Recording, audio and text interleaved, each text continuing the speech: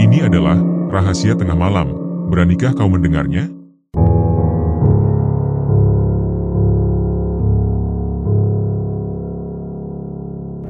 Ririn lahir dan tumbuh besar di Pati, Jawa Tengah. Ia memiliki seorang kakak laki-laki bernama Amar, yang usianya hanya terpaut 2 tahun darinya. Keduanya merupakan anak tunggal dalam keluarga kecil itu. Sejak usia 8 tahun, Ririn harus menerima kenyataan pahit ketika ibunya pergi untuk selamanya. Sementara sang ayah, tak lama kemudian menikah lagi, dan semenjak saat itu, kabar tentang dirinya pun tak pernah terdengar lagi oleh Ririn maupun Amar. Kehilangan kasih sayang orang tua membuat mereka akhirnya dibesarkan oleh kakek dan nenek. Meski tumbuh tanpa belayan ayah dan ibu, Ririn dan Amar justru merasakan limpahan kasih dari kakek dan nenek yang menjaga mereka sepenuh hati. Sang kakek yang dikenal sebagai pengusaha sukses di daerah Pati memiliki sejumlah toko mebel serta sebuah toko serba, sehingga kehidupan Ririn dan Amar sama sekali tidak pernah kekurangan. Bahkan, keduanya seringkali dimanjakan. Amar, yang menjadi cucu kesayangan kakeknya, memperoleh perhatian lebih. Apapun yang diinginkannya hampir selalu dipenuhi, meninggalkan kesan mendalam dalam ingatan Ririn kecil. Namun, masa-masa indah itu perlahan berubah ketika Ririn menginjak usia 13 tahun. Kakeknya mulai jatuh sakit. Beredar banyak kabar bahwa penyakit itu datang karena ulah rekan bisnis yang berbuat tidak baik, meskipun kebenarannya tak pernah dapat dipastikan. Yang jelas, sakit itu tak kunjung sembuh meski sudah dibawa ke berbagai rumah sakit, menjalani opname berkali-kali, hingga mencoba pengobatan alternatif. Semua usaha berakhir tanpa hasil, dan kesehatan sang kakek terus menurun. Biaya pengobatan yang begitu besar membuat keuangan keluarga terguncang. Setelah berjuang dalam waktu lama, akhirnya kakek yang menjadi sandaran hidup Ririn dan Amar menghembuskan napas terakhirnya. Dunia seakan runtuh bagi keduanya. Ririn merasakan kehilangan yang begitu dalam, seolah cahaya kehidupannya padam. Saat itu ia juga menyaksikan neneknya kehilangan semangat hidup. Perempuan tua yang biasanya hangat dan penuh perhatian, kini lebih banyak diam, mengurung diri di kamar, hingga jatuh sakit. Beberapa bulan kemudian, nenek menyusul kakek ke alam keabadian, meninggalkan Ririn dan Amar dalam kesedihan yang tak terlukiskan. Dalam usia yang masih belia, Ririn merasa berada di titik paling rendah dalam hidupnya. Kehilangan dua sosok yang selama ini menjadi penopang, membuatnya seperti terombang-ambing tanpa arah. Tak lama setelah itu, beberapa saudara dan kerabat kakeknya datang ke rumah untuk membicarakan harta peninggalan. Karena ibu Ririn adalah anak tunggal, ia tak memiliki paman atau bibi kandung. Saudara-saudara kakek pun jarang sekali ditemuinya, kecuali pada acara keluarga yang besar. Kini mereka berkumpul, membicarakan warisan yang ditinggalkan. Ririn dan Amar hanya bisa terdiam. Usia mereka masih terlalu muda, tak memahami apa-apa tentang urusan bisnis maupun warisan. Mereka hanya mendengarkan ketika paman dari kakek, yang bernama Sumadi, menyampaikan bahwa rumah yang mereka tempati saat itu akan menjadi milik Ririn dan Amar. Namun, Sumadi juga mengungkapkan bahwa kakek ternyata memiliki banyak hutang kepada saudara maupun rekan bisnis, sehingga beberapa aset harus dijual. Ia pun beralasan bahwa usaha yang tersisa akan dikelola olehnya, karena menurutnya Ririn dan Amar masih belum mampu mengurus bisnis tersebut. Ia berjanji akan mengirimkan sejumlah uang tiap bulan untuk kebutuhan hidup mereka. Ririn mendengar semua itu dengan perasaan yang bercampur. Ia masih mengingat jelas bahwa kakeknya pernah berkata telah menyiapkan rumah untuk Amar, sementara untuk dirinya sudah dipersiapkan sebidang tanah di belakang toko mebel keluarga. Kenangan itu membuatnya sulit mempercayai sepenuhnya ucapan Sumadi. Namun, ia memilih untuk tidak banyak bicara.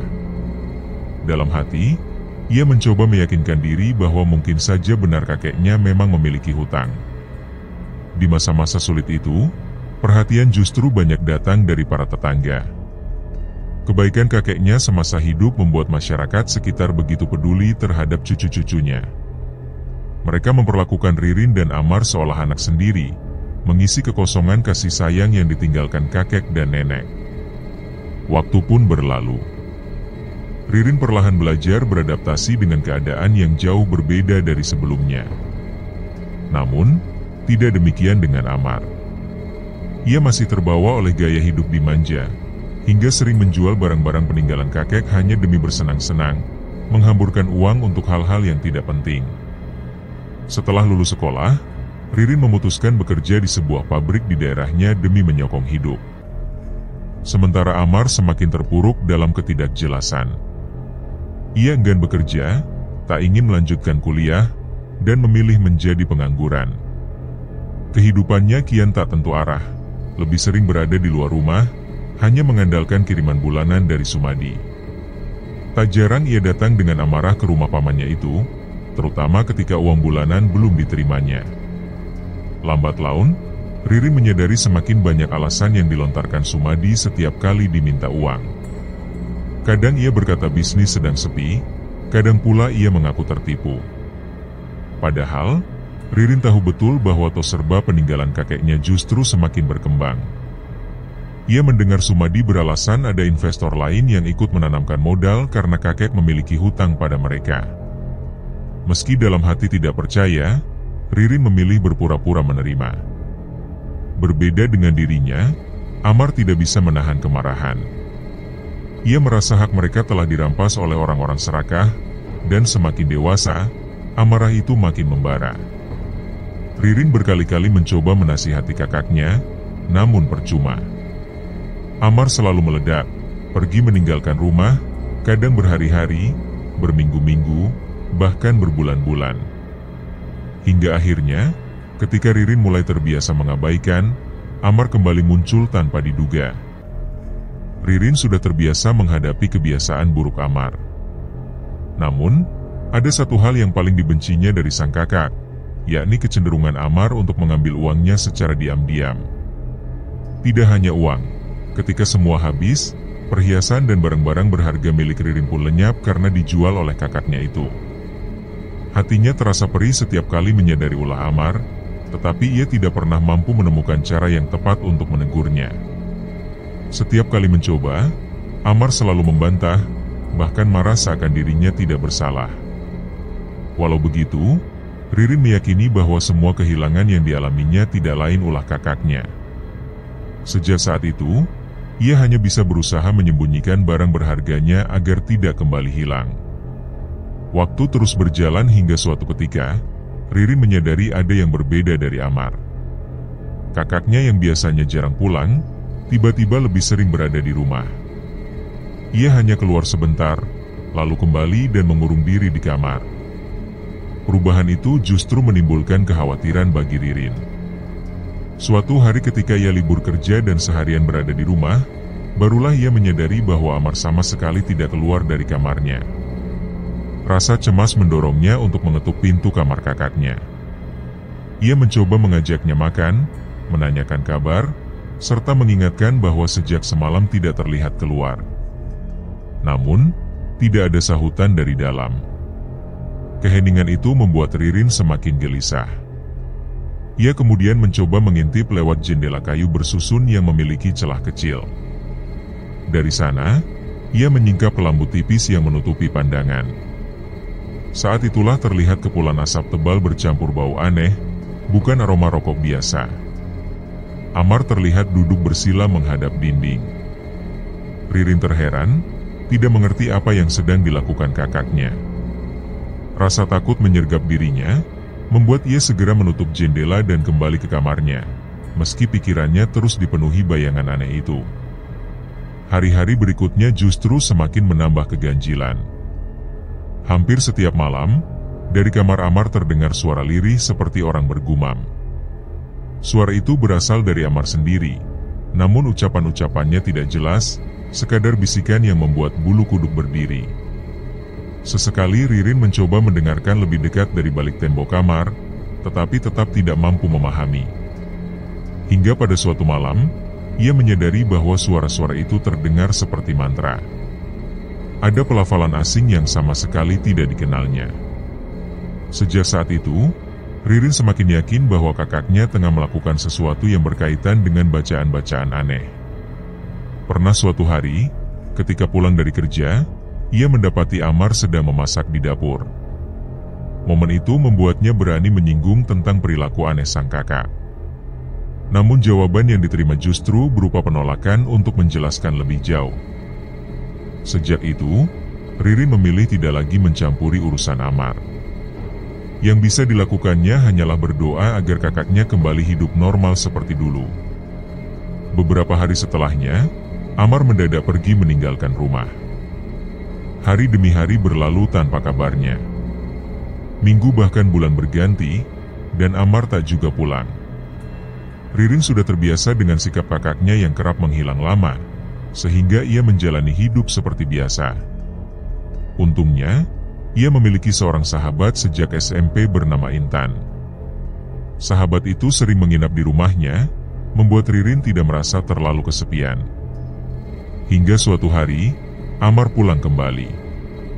Seperti kebiasaannya, ia langsung masuk ke kamar tanpa banyak terlihat. Keesokan harinya, Ririn pergi bekerja, dan ketika pulang, ia melihat sepatu Amar terletak rapi di depan rumah, tanda bahwa kakaknya ada di dalam. Pintu kamar Amar tertutup rapat, namun hal itu tidak lagi mengejutkannya. Ia menjalani rutinitasnya, membersihkan diri, makan, lalu beristirahat di kamarnya sendiri. Hari berikutnya pun sama. Amar tetap berdiam di dalam kamarnya.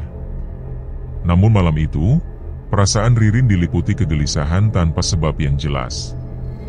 Hatinya tak tenang, membuatnya menghubungi Intan dan memintanya datang menginap. Beberapa jam kemudian, sahabatnya tiba, dan keduanya menghabiskan waktu dengan berbincang sebelum akhirnya terlelap. Di tengah tidur, Ririn mendengar pintu kamarnya terbuka. Karena posisinya menghadap ke pintu, ia berusaha membuka mata. Saat itulah ia melihat Amar berdiri di ambang pintu, memandangnya tanpa suara. Kakaknya mengangkat tangan seakan memberi isyarat, lalu menyebut namanya sambil melangkah pergi menuju kamar. Ririn hendak bangun dan menyusul, tetapi tiba-tiba ia tersentak sadar bahwa semuanya hanyalah mimpi.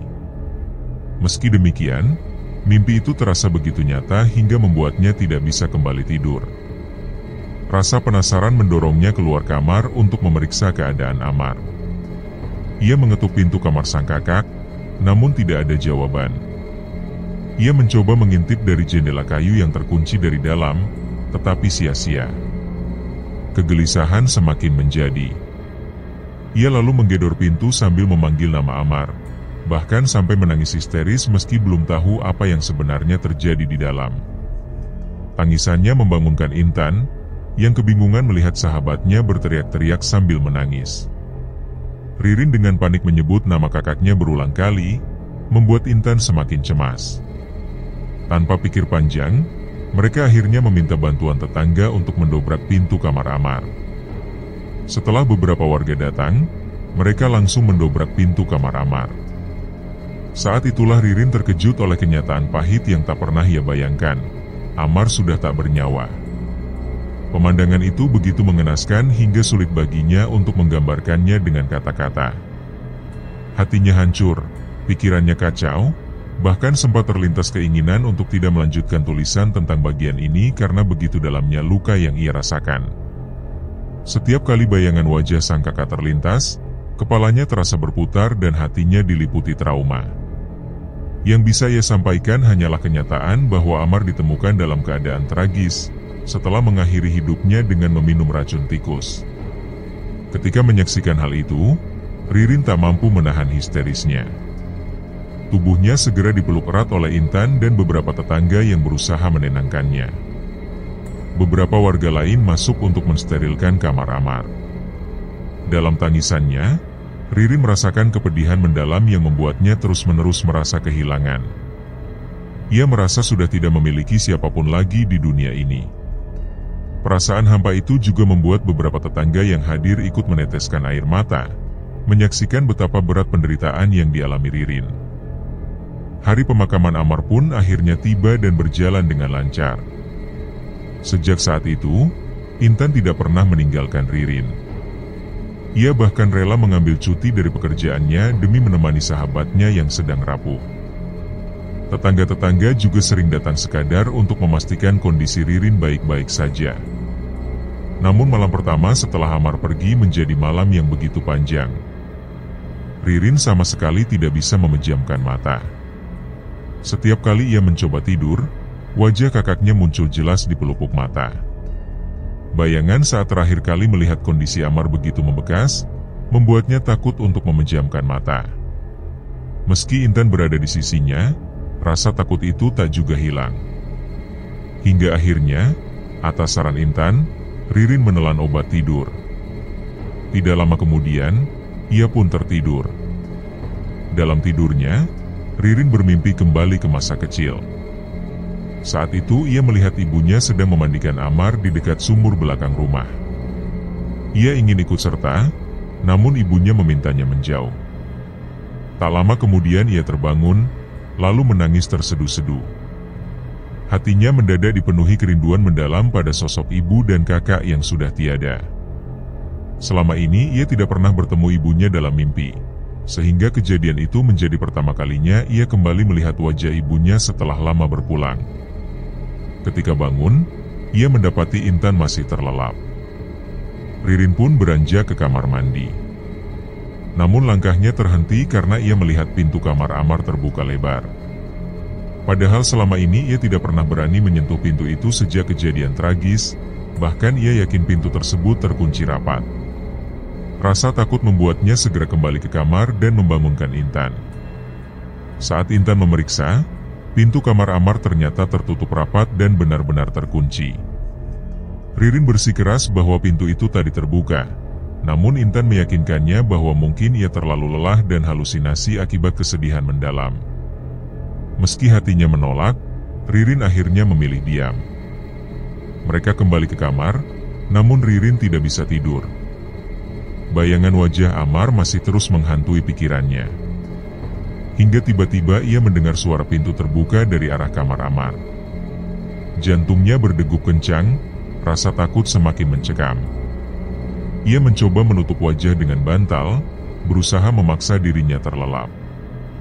Namun suara itu disusul oleh panggilan lirih yang menyebut namanya, dan suara itu sangat dikenalnya, suara Amar. Ketakutan yang tak tertahankan membuatnya pingsan.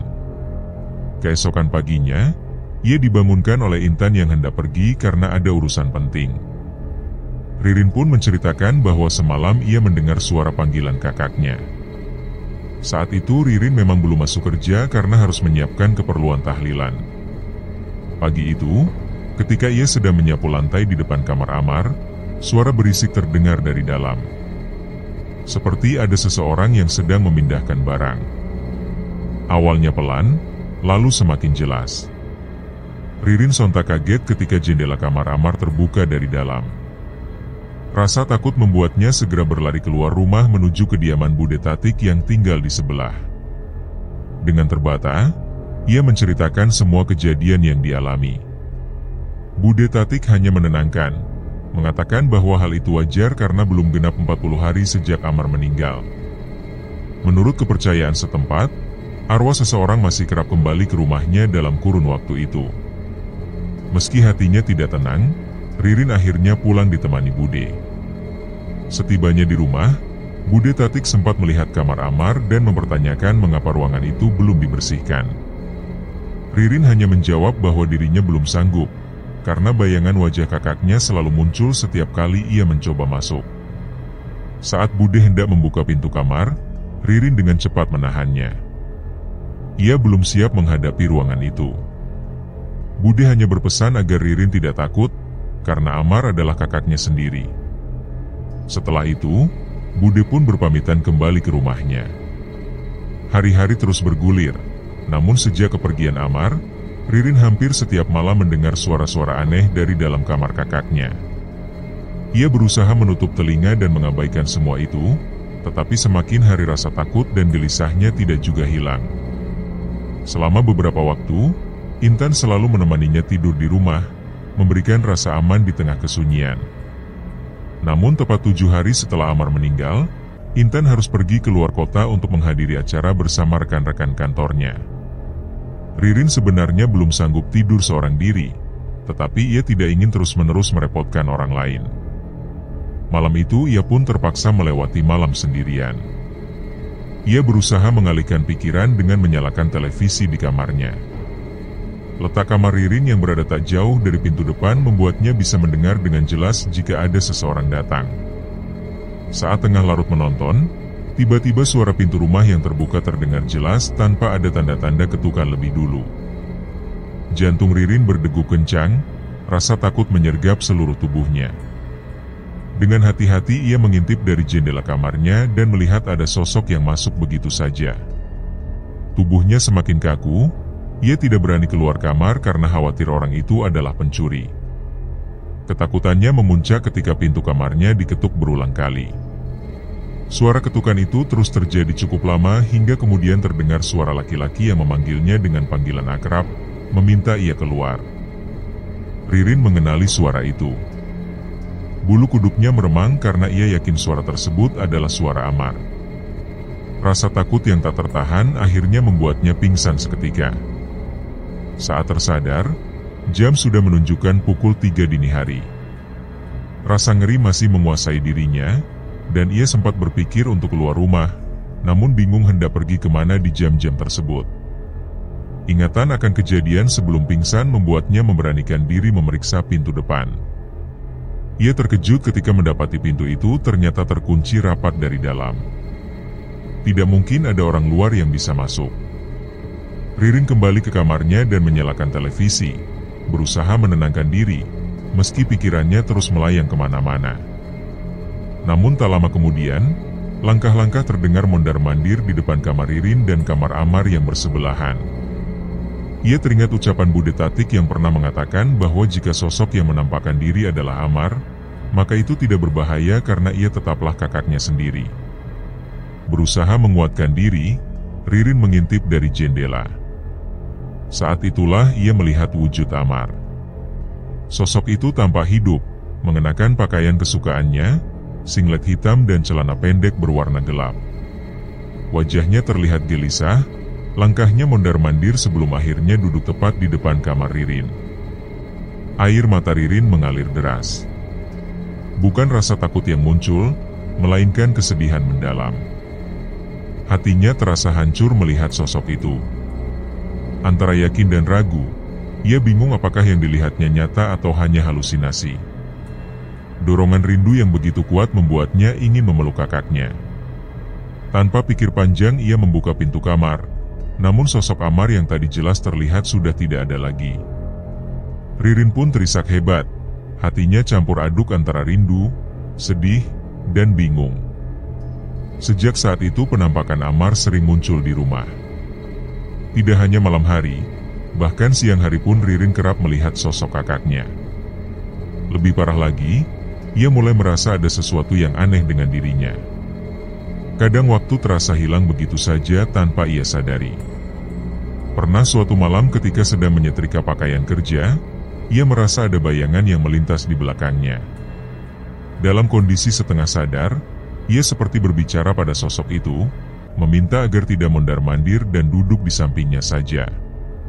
Setelah itu ia tidak ingat apa-apa lagi, hingga tersadar pada pagi hari. Kejadian serupa berulang berkali-kali, namun Ririn memilih untuk tidak menceritakannya kepada siapapun. Suatu siang ketika ia libur kerja, teman-temannya berencana berkumpul di rumahnya. Ririn sempat pergi ke pasar untuk membeli buah-buahan karena mereka ingin membuat rujak bersama. Sesampainya di rumah, ia terkejut melihat pintu rumahnya terbuka. Lebih mengejutkan lagi, salah seorang temannya sudah berada di dalam rumah. Padahal sebelumnya Ririn yakin pintu terkunci. Temannya mengatakan bahwa ketika ia mengetuk pintu, ada seorang laki-laki yang membukakan, menatap sekilas, lalu masuk ke dalam kamar Amar. Ririn hanya bisa tersenyum pahit. Temannya tidak tahu bahwa laki-laki itu sebenarnya adalah Amar yang sudah meninggal. Apalagi banyak di antara mereka memang tidak mengenal Amar. Ririn kemudian menunjukkan bahwa pintu kamar Amar terkunci rapat dengan gembok, bahkan kunci rumah juga selalu ia bawa ketika pergi.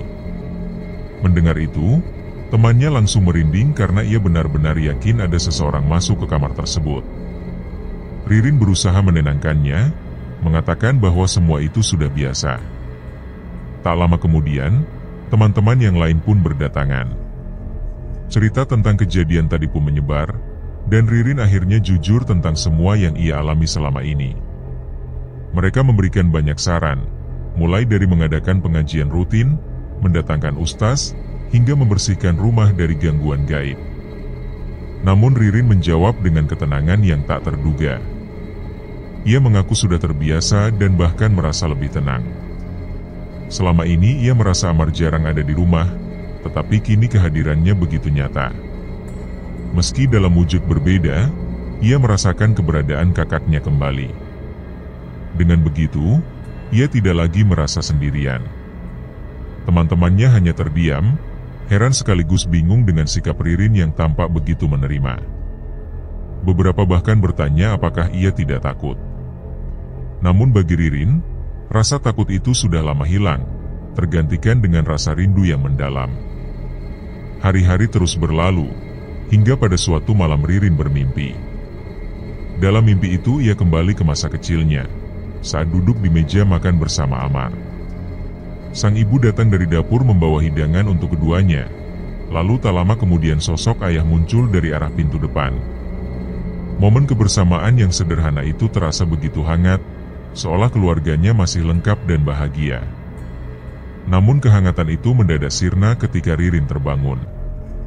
Air mata pun mengalir deras karena ia kembali diliputi kerinduan yang begitu dalam terhadap masa lalu, saat ibu, ayah, dan Amar masih berada di sisinya. Beberapa hari setelahnya, ketika sedang berada di rumah, tiba-tiba terdengar suara gedoran keras dari dalam kamar Amar.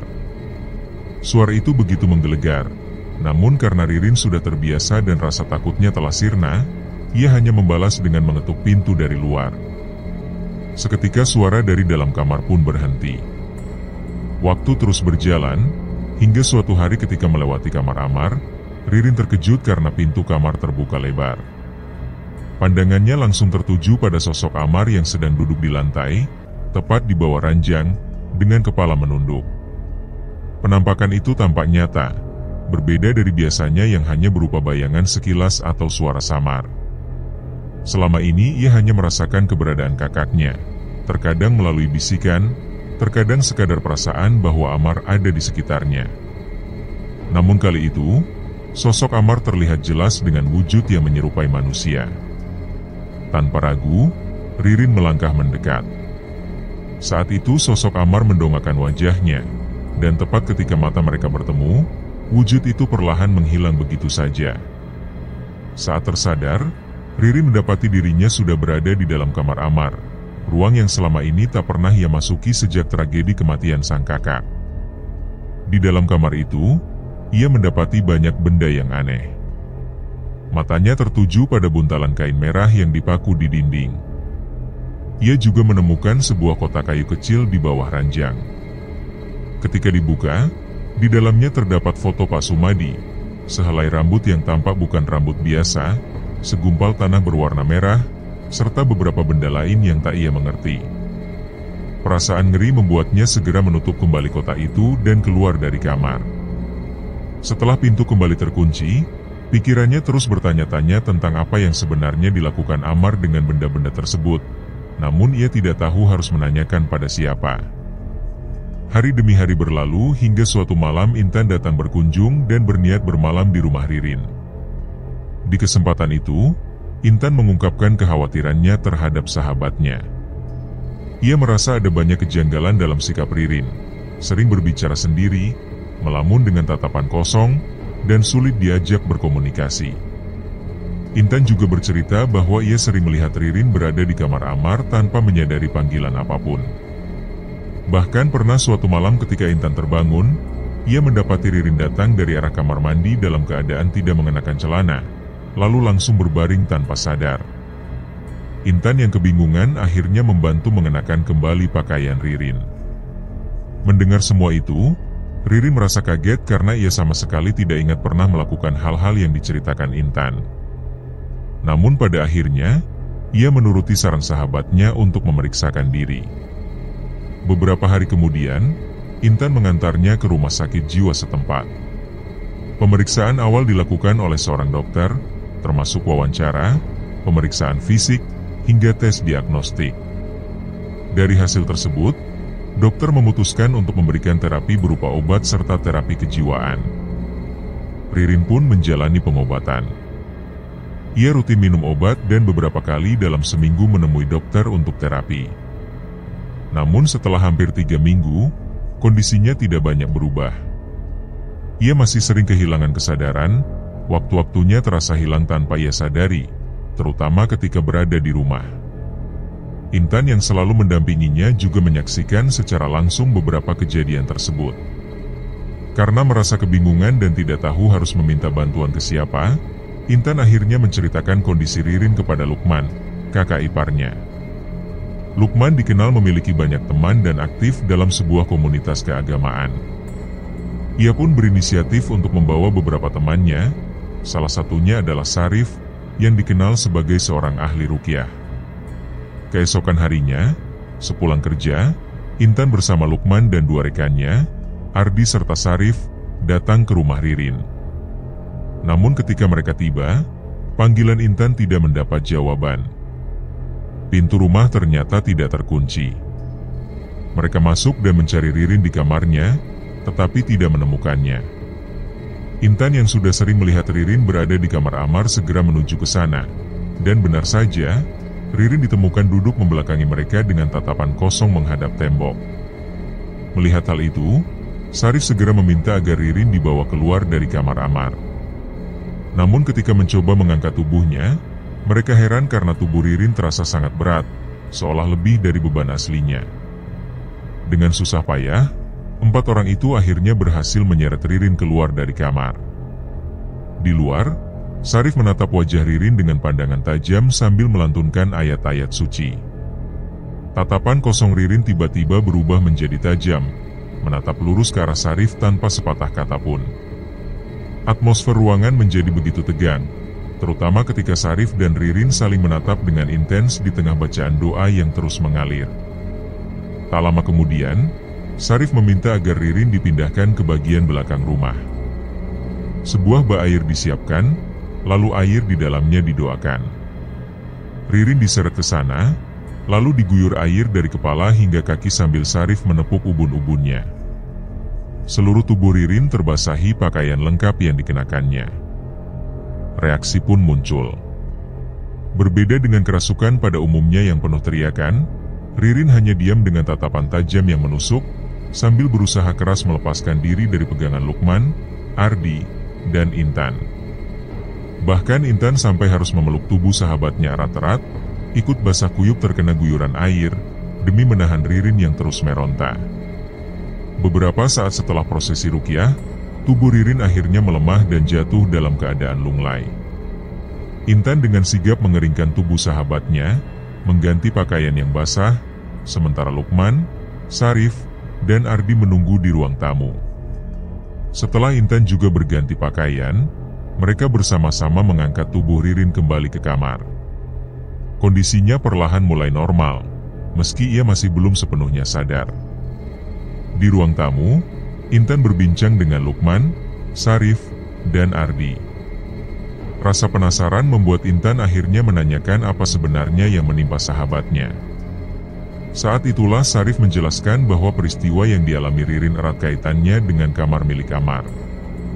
Menurut keyakinannya, di dalam kamar tersebut terdapat jin bawaan Amar yang memang sengaja dibawa sejak lama. Jumlahnya begitu banyak, dan karena Ririn memiliki sifat yang terbuka serta kondisi fisik yang lemah, ia menjadi mudah dikuasai makhluk tersebut. Lamunannya yang sering kosong semakin memperburuk keadaan hingga membuatnya seolah menerima keberadaan mereka tanpa perlawanan. Sarif menegaskan bahwa jin akan semakin kuat jika keberadaannya diakui, terlebih jika seseorang mencoba berkomunikasi atau bahkan menganggap mereka sebagai teman. Dalam keadaan itu, pikiran dan tubuh manusia akan lebih mudah dikuasai. Namun penyembuhan, menurutnya, sebenarnya tidak sulit, karena kunci utama ada pada diri Ririn sendiri. Ia harus kembali menegakkan salat, mengisi rumah dengan bacaan Al-Quran, dan menghindari lamunan kosong. Yang paling penting, Tidak boleh lagi menganggap keberadaan jin itu sesuatu yang patut ditanggapi, karena semakin seseorang meyakini kekuatan mereka, semakin besar kuasa yang mereka peroleh. Sarif kemudian mengajak semua yang hadir untuk membantu Ririn membersihkan kamar Ammar. Semua barang aneh harus dibuang, lampu kamar diganti dengan yang terang, dan suasana ruangan dibuat hidup kembali. Ia juga menasihati Intan agar sering berada di rumah itu dan menjalankan salat. Mendengar hal tersebut, Intan merasa malu, sebab ia sendiri saat itu jarang menunaikan kewajiban agama, begitu pula Ririn. Sarif lalu menambahkan bahwa keduanya sebaiknya belajar membaca Al-Quran. Karena malam sudah semakin larut sementara Ririn belum juga siuman, Lukman, Sarif, dan Ardi akhirnya berpamitan. Mereka berjanji untuk kembali esok hari guna membantu membersihkan kamar Ammar. Setelah ketiganya pulang, Intan kembali masuk ke kamar sahabatnya. Tak lama, Ririn terbangun dengan tatapan bingung, heran melihat Intan berada di sisinya. Perlahan Intan menceritakan semua yang baru saja terjadi, termasuk pesan-pesan yang disampaikan Sarif. Dari penjelasan itu, kesadaran Ririn mulai terbuka. Ia menyadari bahwa selama ini dirinya memang membiarkan keberadaan makhluk gaib itu, bahkan berusaha berkomunikasi dengan mereka seolah menganggap sosok-sosok tersebut adalah kakaknya. Ia pun mengakui bahwa dirinya telah lalai dalam ibadah, tak pernah salat, dan larut dalam kesedihan. Saat itu pula ia merasa bahwa ucapan Sarif benar adanya. Keesokan harinya, Lukman, Sarif, dan Ardi kembali ke rumah. Untuk pertama kalinya, Ririn berkenalan dengan mereka dalam keadaan sadar, berbeda dari sebelumnya ketika ia sama sekali tak bisa diajak bicara. Mereka lalu bergotong royong membersihkan kamar Ammar. Semua barang aneh dibuang, mulai dari buntalan kain merah, kotak kayu berisi benda-benda tak wajar, hingga sebuah boneka kain putih kecil dengan leher terikat tali. Sarif segera membereskan semua itu dan menegaskan bahwa tak perlu membahasnya lebih jauh, cukup dimusnahkan dengan cara dibakar. Setelah pembersihan selesai, kamar dipasangi lampu terang sehingga suasananya benar-benar berubah. Ririn dan Intan kemudian keluar membeli makanan, dan mereka semua makan bersama di rumah Ririn. Dalam kesempatan itu, Sarif kembali memberi nasihat. Ia mengingatkan bahwa gangguan yang dialami Ririn bergantung pada dirinya sendiri. Jin memang dapat menyerupai siapa saja, tetapi sejatinya bukanlah kakaknya. Ia harus meneguhkan salat 5 waktu, tidak menanggapi bisikan-bisikan gaib, serta menjaga hati dan pikirannya dari kekosongan. Ririn dengan jujur mengakui bahwa dirinya belum bisa mengaji. Sarif pun mendorongnya untuk belajar kepada Ardi, yang kala itu memiliki banyak waktu luang. Ardi menyambut dengan serius, menawarkan diri untuk mengajarkan bacaan Al-Quran, dan meski malu-malu, Ririn akhirnya menyetujuinya. Hari-hari berikutnya, Ririn berusaha menjalani hidup dengan lebih baik. Gangguan gaib memang masih muncul, baik berupa suara aneh maupun kesurupan, namun ia tidak lagi menanggapinya. Dengan niat kuat untuk berubah, ia mulai rajin salat, belajar mengaji, dan memperbaiki hubungannya dengan Tuhan. Perlahan, kondisinya membaik. Seiring waktu, kedekatannya dengan Ardi pun semakin terjalin. Ia sempat menanyakan kepadanya tentang benda-benda aneh yang ditemukan di kamar Ammar, namun Ardi selalu menjawab bahwa hal itu tak perlu dibahas lagi. Hingga suatu hari, seorang perempuan datang ke rumah mencari Ammar. Namanya Lucy. Saat diberitahu bahwa Ammar telah meninggal, Lucy tampak terkejut. Ia mengaku sudah lama tak bertemu dengannya, meski dulu mereka pernah menjalin hubungan asmara dan tinggal bersama di sebuah kos di Semarang. Dari Lucy, Ririn mengetahui bahwa Ammar sering mendatangi dukun dengan berbagai tujuan, mulai dari menuntut haknya hingga yang lebih gelap, yakni berusaha mencelakakan Pak Sumadi. Namun akhirnya, justru Ammar sendiri yang berakhir tragis. Penjelasan Lucy membuat Ririn memahami alasan mengapa kamar kakaknya penuh dengan benda-benda aneh serta menjadi sarang makhluk gaib. Lucy pun mengungkapkan tujuan kedatangannya, yakni menagih uang yang pernah dipinjam Ammar dalam jumlah cukup besar. Ririn percaya dengan pengakuan itu dan berjanji akan mengembalikan secara bertahap. Waktu terus berjalan, dan hubungan Ririn dengan Ardi semakin erat. Pada tanggal 27 Desember 2017, keduanya akhirnya menikah. Ririn kemudian tinggal di Rembang bersama Ardi dan ibu mertuanya, sementara rumah keluarga di Pati ia kontrakkan. Ia tidak berniat menjual rumah itu karena masih menyimpan kenangan masa lalu bersama keluarganya. Sementara itu, Intan tetap tinggal di Pati. Meski kini jarak memisahkan, persahabatan antara Ririn dan Intan tidak pernah pudar, dan hingga kini keduanya masih menjalin hubungan baik.